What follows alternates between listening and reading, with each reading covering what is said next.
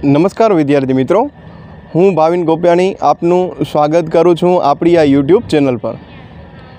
મિત્રો, અગાઉ આપણે ધંધાકીય અર્થશાસ્ત્ર જે પહેલું જ યુનિટ શરૂઆત કરી હતી તેમાં 1.1માં સમગ્ર ધંધાકીય અર્થશાસ્ત્રનો અર્થ, સ્વરૂપ અને તેનું મહત્ત્વ, ત્યાર પછી અગાઉના લેક્ચરમાં આપણે આર્થિક સિદ્ધાંતો અને ધંધાકીય અર્થશાસ્ત્ર વિશેની પણ ચર્ચા કરી અને આજનો જે ટૉપિક છે ધંધાકીય નિર્ણયોના પ્રકારો। જ્યારે પણ આપણે ધંધાકીય નિર્ણયો લઈએ છીએ તેના કેવા કેવા પ્રકારો હોઈ શકે છે, તો સૌથી પહેલો જ જે ટૉપિક આવે છે આપણી પાસે છે કિંમત અંગેના નિર્ણયો। સ્વાભાવિક છે ને કે બિઝનેસ ઇકોનોમિક્સમાં સૌથી પહેલો જ મુદ્દો કયો આવે જ્યારે પેઢી કે એકમને માર્કેટ સુધી આપણે લઈ જઈએ છીએ તો કે કિંમત અંગેનો નિર્ણય લેવો। તો સૌથી પહેલાં એમાં આપ્યું છે કે પેઢી દ્વારા જે કાંઈ કિંમત અંગેના નિર્ણયો લેવામાં આવે છે એ બજાર માળખા એટલે કે બજારમાં જે હરીફાઈની પરિસ્થિતિ હોય છે તેના પર આધારિત હોય છે। આના વિશે આપણે અગાઉ પણ યુનિટ 2માં ઘણી બધી ચર્ચા કરશું કે કિંમત અંગેના નિર્ણયોમાં બજાર છે એની ભૂમિકા ખૂબ મહત્ત્વની હોય છે અને બજાર છે એના જુદા જુદા જ્યારે પ્રકાર આપણે જોઈએ તો એક પૂર્ણ હરીફાઈવાળું હોય અને બીજું જે બજાર હશે એ અપૂર્ણ હરીફાઈવાળું બજાર હશે। બંનેમાં કિંમત અને જેની ભાવની બાબતની વાત કરશું એ બંને અલગ અલગ હોય છે। હવે લખ્યું છે કે જો હરીફાઈ વધુ હોય તો તેમાં એક સમાન વસ્તુનું ઉત્પાદન થતું હોવાથી પેઢીનો જે કિંમત પર મર્યાદિત અંકુશ હોય છે। હવે અહીંયા આ જે મેં આખું જે વાક્ય વાંચ્યું ને એ પૂર્ણ હરીફાઈના અનુસંધાનમાં જ કામ આવે છે, કારણ કે પૂર્ણ હરીફાઈનું આવું જ કંઈક લક્ષણ હોય છે, એક સમાન વસ્તુઓનું ઉત્પાદન થતું હોય છે અને જે કિંમત નિર્ધારણ હોય છે એમાં પેઢીનો અંકુશ નહીવત હોય છે। તો આપણને એમ થાય કે સાહેબ આ બજારમાં કિંમત કોણ નક્કી કરે?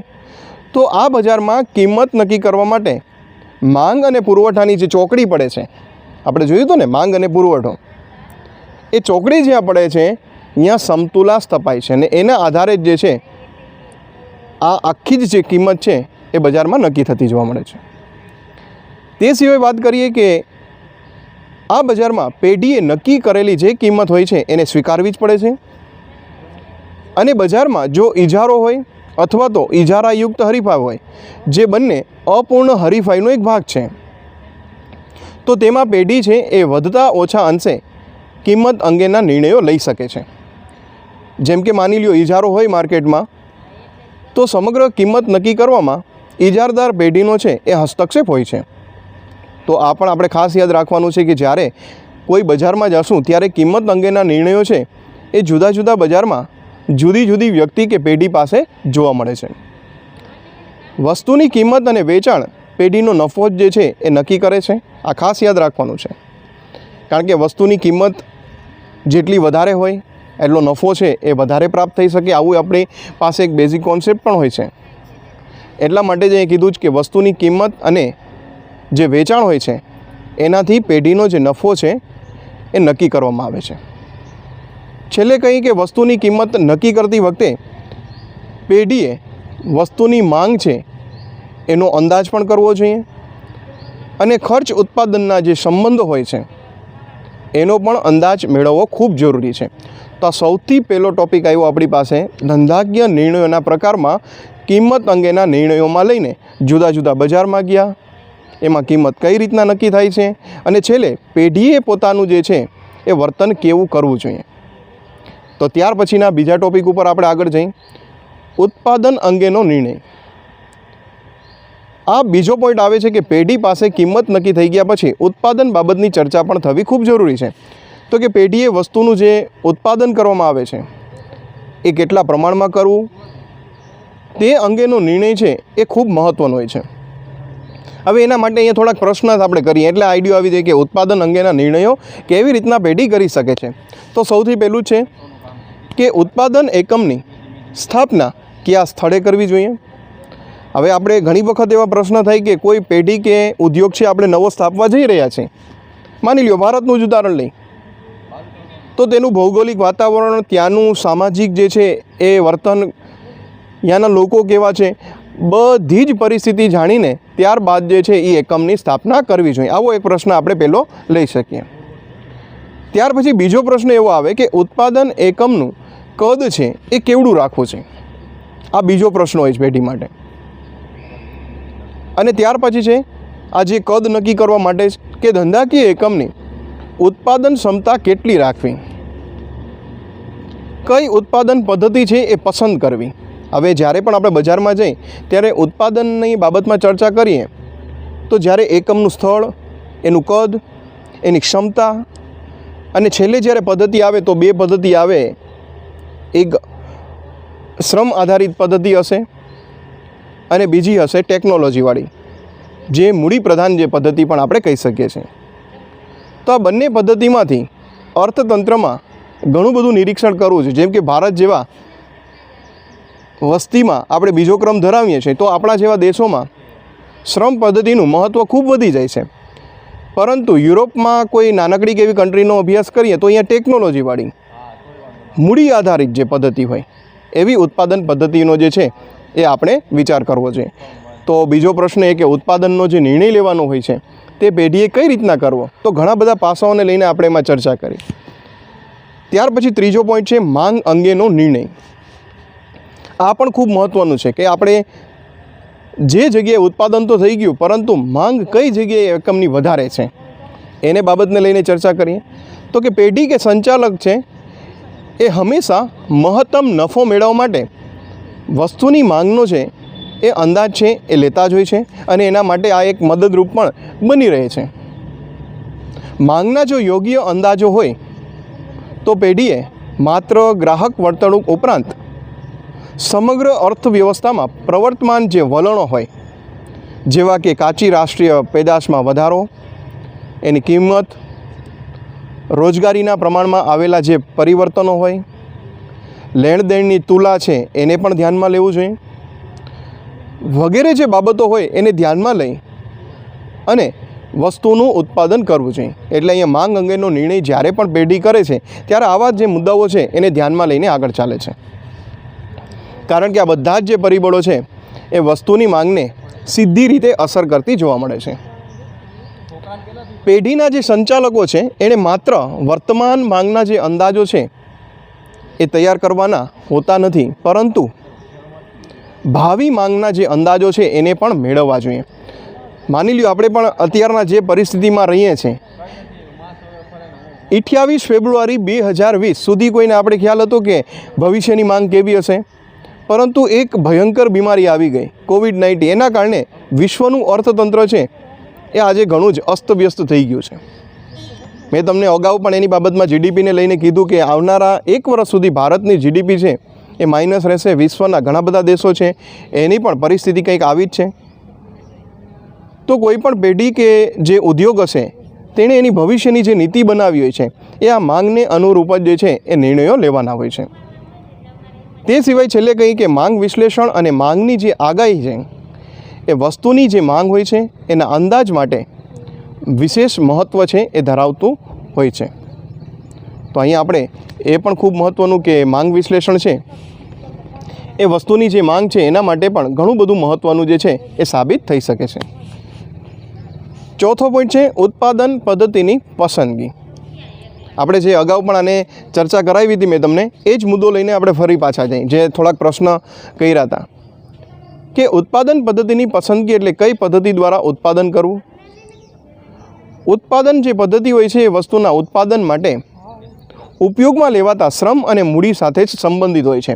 આ મુદ્દો મેં તમને અગાઉ જે આપણે જોઈ ગયા બીજા નંબરનો ટોપિક એમાં સમગ્ર આની ચર્ચા કરી કે કયા દેશમાં કઈ પ્રકારની જે છે એ ટેકનોલોજી લાવી. બે મહત્ત્વની છે ઉત્પાદન પદ્ધતિ, એક છે એ શ્રમ આધારિત છે અને બીજી છે એ મૂડી આધારિત છે. ત્યાર પછીનો પોઈન્ટ છે જાહેરાત અંગેના નિર્ણયો. હવે જાહેરાત અંગેના નિર્ણયો જ્યારે પણ જોવા જઈએ ત્યારે એના માટે પણ આપણે કિંમતમાં જોયું હતું ને બજાર આધારિત, એમાં પૂર્ણ હરીફાઈ અને અપૂર્ણ હરીફાઈમાં ગયા હતા. તો જે કંઈ હરીફાઈવાળી બજાર હશે એ હરીફાઈમાં વસ્તુનું જે વેચાણ છે એ વધારવા માટે હંમેશા વિજ્ઞાપન છે એની ભૂમિકા ખૂબ મહત્ત્વની હોય છે. જે કોઈ પેઢી કે ઉત્પાદક હશે એ જેટલું વિજ્ઞાપન વધારે કરશે એનું વેચાણ વધારે થશે, આવી એક માન્યતા પણ હોય છે. એમાં બીજી વાત કરીએ કે ધંધાકીય એકમે કેટલા પ્રમાણમાં જાહેરાત ખર્ચ કરવું, વિવિધ વિજ્ઞાપન માધ્યમો જેવા કે રેડિયો, ટીવી, વર્તમાનપત્રો, મેગેઝિન, ઇન્ટરનેટ અને આજનું 21મી જે સદીની દુનિયા છે સોશિયલ મીડિયા, તો આ બધી જ બાબતોમાં કઈ રીતના જે છે એ જાહેરાત કરવી તે અંગેના નિર્ણયો છે પેઢી કે ઉદ્યોગ છે એ કરે છે. અને ત્યાર પછી આપણામાંથી કોઈ પણ એક માધ્યમને પસંદ કરીને એ વસ્તુનું વેચાણ માટે જાહેરાત છે એનું ખર્ચ કરતી જોઈ શકાય છે. અહીંયા આપ્યું છે કે ઇજારાયુગ જો હરીફાઈ અને અલ્પ હસ્તક જો ઇજારો હોય, આવા બજારની અંદર આ સિદ્ધાંતો છે એ પેઢીને ઈષ્ટ જાહેરાત ખર્ચ નક્કી કરવામાં પણ મદદરૂપ બને છે. આપણે જ્યારે પણ પૂર્ણ હરીફાઈ અને અપૂર્ણ હરીફાઈમાં જઈએ છીએ ત્યારે મોટા ભાગનું જાહેરાત ખર્ચ છે એ અપૂર્ણ હરીફાઈમાં, જેમાં આપણે અલ્પ હસ્તક ઇજારો લઈ, ઇજારાની બાબતની ચર્ચા કરીએ, દ્વિઇજારાની બાબતમાં લઈને ચર્ચા કરીએ, ત્યાં આ પ્રકારના જાહેરાત ખર્ચ છે એનું મહત્ત્વ ખૂબ હોય છે. ત્યાર પછીનો પોઈન્ટ છે મૂડીરોકાણ અંગેના નિર્ણયો. હવે જ્યારે પેઢી કે ઉત્પાદક બજાર સુધી આવે છે ત્યારે એણે બજારમાં કેટલી મૂડીરોકાણ કરવી એની બાબતને લઈને પણ પ્રશ્નો હોય છે. તો અહીંયા આપ્યું છે કે મૂડીરોકાણ અથવા તો મૂડીરોકાણ ખર્ચ. તો આ જોવા જઈએ તો લાંબા ગાળાના જ નિર્ણયો છે સૌથી પહેલાં તો, કારણ કે મૂડીરોકાણ હોય છે એ શોર્ટ ટાઈમ નથી હોતું, ટૂંકા ગાળામાં આપણે ક્યાંય એની નજર કરતા નથી, પરંતુ લાંબા ગાળે આ પ્રકારના નિર્ણયો સાથે જ આ સંબંધિત છે. આમની અંદર કયા કયા મુદ્દાઓ આવે તો એક તો છે કે ઉત્પાદન શક્તિનું વિસ્તરણ કરવું, કારણ કે આપણે એક ચર્ચા કરી હતી કે લાંબા ગાળે બધા જ ખર્ચાઓ અસ્થિર બને છે, ઉત્પાદન પદ્ધતિ ડેવલપ કરી શકીએ છે. તો પહેલો મુદ્દો ઉત્પાદન શક્તિનું વિસ્તરણ કરવું. વસ્તુનો વિકાસ કે નવી વસ્તુના ઉત્પાદન માટે મૂડીરોકાણ ખર્ચ જરૂરી બને છે. ત્યારબાદ જોઈએ તો લાંબા ગાળાના જે મૂડીરોકાણના નિર્ણયો હોય છે એમાં એની સાથે અન્ય નિર્ણયો પણ લેવાના રહે છે, જેમ કે કેટલા પ્રમાણમાં મૂડીરોકાણ કરવું, વાર્ષિક મૂડીરોકાણ દર છે એ પણ કેટલો રાખવો, કયા પ્રોજેક્ટની અંદર મૂડીરોકાણ કરવું. આ બધા જ જે મુદ્દાઓ છે એ પેઢીએ કે ઉદ્યોગે છે એ મૂડીરોકાણની બાબતમાં લેવા જોઈએ. ત્યાર પછીનો પોઈન્ટ છે સ્ટોક અંગેના નિર્ણયો. પેઢી કે ઉદ્યોગ માટે આ પણ એક ખૂબ મહત્ત્વનો મુદ્દો છે સ્ટોક બાબતનો. હવે એમાં કાચો માલ હોય અથવા તો તૈયાર વસ્તુ હોય, આ બંનેને સંગ્રહ કરવા માટેનો જે નિર્ણય હોય છે તેને ઇન્વેન્ટરી મેનેજમેન્ટ કહેવામાં આવે છે, જે આપણે પહેલા ટોપિકમાં પણ આની સમગ્ર ચર્ચા છે એ કરી ગયા છે.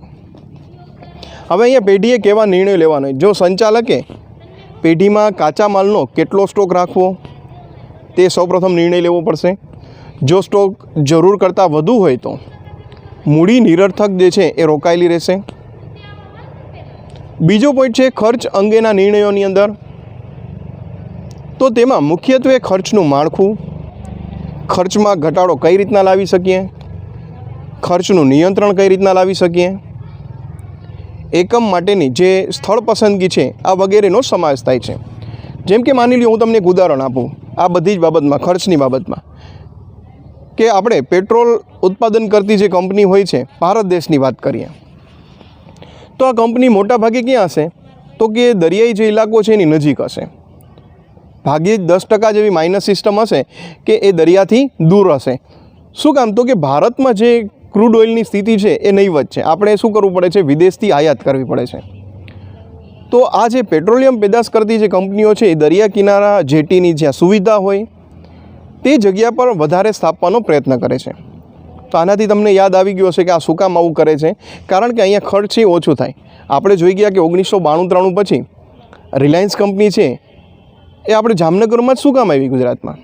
ખરેખર આનો પ્રશ્નોનો જવાબ મળી શકે કે અહીંયા પછાત વિસ્તાર હતો, ગુજરાતના ધીરુભાઈ અંબાણી હતા એટલે આવ્યું, ઘણા બધા આવા પ્રશ્નો આવી શકે. પરંતુ એનો મોટા ભાગનો જે ફાળો હતો કે અખાતી જે દેશો છે એની સ્ટીમ્બરો આપણે સૌથી ઓછા ક્ષેત્ર જે છે એમાં ક્યાં સુધી લઈ જઈ શકીએ, તો એમાં આપણે નજીક છે અખાતી પ્રદેશમાંથી આવીએ તો જામનગરનો દરિયા કિનારો છે, એટલા માટે આ કંપનીની સ્થાપના છે એ જામનગરની અંદર થયેલી છે. તો આવી બધી બાબતો ખર્ચ અંગેના નિર્ણયોમાં છે એ લેવામાં આવે છે. અને આનાથી શું થશે, જેટલું ખર્ચની બાબતમાં કરકસર થશે ને એટલું નફાની અંદર શું થશે, વધારો થશે. અહીંયા ઘણા બધા એના મુદ્દાઓ આપ્યા છે. કાચા માલના ખર્ચમાં મૂડીરોકાણનું ખર્ચ, મશીનરી ખર્ચ, કર્મચારીના વેતનનું ખર્ચ, ત્યાર પછી ભાડું, વેતન, વ્યાજ જે હોય છે તે બાબતને લઈને આ અલગ અલગ પ્રકારના ઘણા બધા ખર્ચાઓ હોય છે અને તે બાબતના નિર્ણયો પર પેઢી કે ઉદ્યોગ લેવા પડે છે. ખર્ચનો જો વધારો થાય તો એ સ્વાભાવિક છે કે નફામાં શું થવાનો છે? ઘટાડો થવાનો છે. એટલે કોઈ પણ પેઢી એવું જ વિચારશે કે ખર્ચ છે એ પેઢી માટે ખૂબ જ ઓછામાં ઓછો થાય. અને છેલ્લે એમ કહે છે કે માંગની જેમ ખર્ચ પણ અનિશ્ચિતતા ધરાવે છે. શું કામ ખર્ચ અનિશ્ચિતતા ધરાવે છે? કારણ કે સૌથી પહેલું એનું લઈ આપણે રો મટીરિયલ, કાચું મટીરિયલ. તો કાચું મટીરિયલ છે એ આપણને સતત છે એક જ ભાવે મળતું નથી. ક્યારેક એની અછત સર્જાય તો મોંઘું પણ થઈ જાય, તો ક્યારેક પુરવઠો એનો વધી જાય તો કિંમત છે એ નીચી પણ થઈ જાય છે. આવી બધી પ્રક્રિયાઓ છે એ આપણે જોવા મળે છે. એટલે જ એને કહે છે કે માંગની જેમ એ પણ કેવું છે? અનિશ્ચિતતા છે. ત્યાર પછી છે કર્મચારીઓ અંગેનો નિર્ણય. હવે કર્મચારી અંગેના નિર્ણયમાં જ્યારે જઈએ ત્યારે માનવ શક્તિ આયોજન છે એ ખૂબ મહત્ત્વનું બની જાય. વાણિજ્ય શાસ્ત્રીઓ છે તેના દ્વારા આપણને ઘણા બધા માનવીઓ પાસેથી કામ કઈ રીતના લેવું એના બાબતના જે છે એ સિદ્ધાંતો રજૂ કરેલા છે. જેમાં મેન આપણે ફ્રેડરિક ટેલરને લઈ શકીએ. તો એ માનવ શક્તિ આયોજન ઉપર ભાર છે. ત્યારબાદ ભરતી, પસંદગી, તાલીમ અને વિકાસ, કામગીરીનું મૂલ્યાંકન, કર્મચારી સારું કામ કરે તો પ્રમોશન, ક્યારેક એ કામ છે એ બીજી જગ્યા પણ જો એનું કામ લેવું હોય તો એના માટે એનું ટ્રાન્સફર કરવામાં આવે છે. આવી બધી જ બાબતો છે એ કર્મચારી અંગેના નિર્ણયોમાં છે એ પેઢી કે ઉદ્યોગ માટે ખૂબ મહત્ત્વના સાબિત થાય છે. ત્યાર પછી છે ઘણી વખત મોટા ધંધાકીય એકમને ઘણી મોટી સંખ્યામાં કર્મચારીઓની સેવાની જરૂર હોય છે. એના માટે વિવિધ હોદ્દા પણ હોય છે. જેમ કે આપણે વાણિજ્ય વ્યવસ્થામાં એક ત્રિકોણવાળું આખું જ મુદ્દો ક્લિયર કર્યો છે કે તળ સપાટી, મધ્ય સપાટી અને ઉચ્ચ સપાટી.